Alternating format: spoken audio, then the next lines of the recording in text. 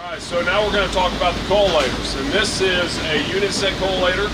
It's an 8-station collator. That means we can put it together as many as 8 parts at one time, and we can also interleave carbon with that. So if you look at these bottom spindles, those are our stations where we can put parts, and we got 8 of them going across the bottom.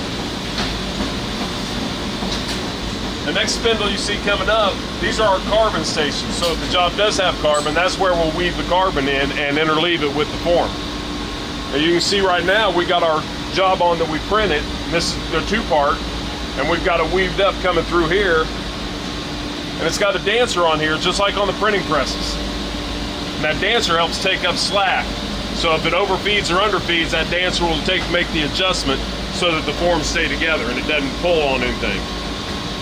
It goes through the wrap and then it comes up to the pin drum. This is where our sheet length comes in critical, like we talked about on the printing press. The sheet length is where we stretch the paper, and we got to stretch both of these parts and put these line holes in at the exact same tension so that when it comes off the paper station and comes all the way up through here, that they'll all match up. You can see right there where they're on top of each other. After it comes through the pin drum, it goes over top of a glue head. This brush is pushing it down right on glue head. The glue head looks just like this underneath there. And when the collator starts up, it'll start pushing glue out this tip. And that brush will put a fine line of glue on the bottom of this form. And when it lays on top of the next form, it'll glue together. If we were running another part, we'd put a glue line on the bottom of this one, and then it would glue to the bottom of the next sheet. Moving on forward, we go over all these pin drums for each one of these stations. And then we get up to the numbering unit. This is where we do all of our numbering. We number just like we do on press, same type of machine, a little bit different configuration. On the collators, we usually number backwards. We'll start at the high end of our number backwards to 1. That's just because of the way it collates and comes off the machine. That makes everything stack and orient properly. After we come through the numbering head, we come up here. This is called our marrying station. We can lift this up, and here's those pinholes again. They're running on a chain. You can see we got one every inch going across here, and it holds this form together.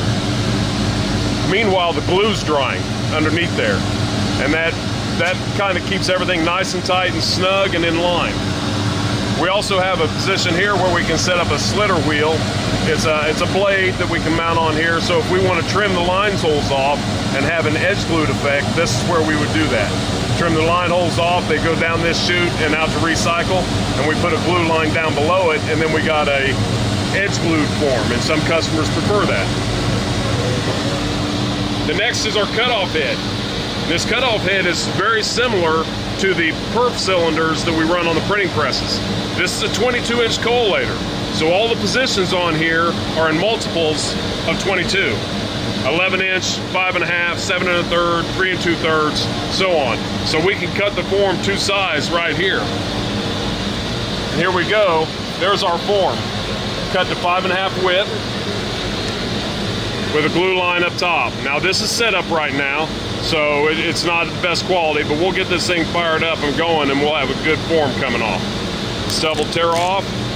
Got 2 different forms going to the customer that use any way they need. It'll come out here on the conveyor, and it'll lay out like you see here. The conveyor starts moving, and every form will layer out. We can program our counter to interrupt, so if we want to package this in 25, 50, 100, if we're going to book it, pad it, we can drop it in the amount we want to batch it in right here. And this controls an interrupt. You'll see under here, we have this bar here and these posts. When this counter hits its proper count for the interrupt, that interrupt comes up, stops the paper.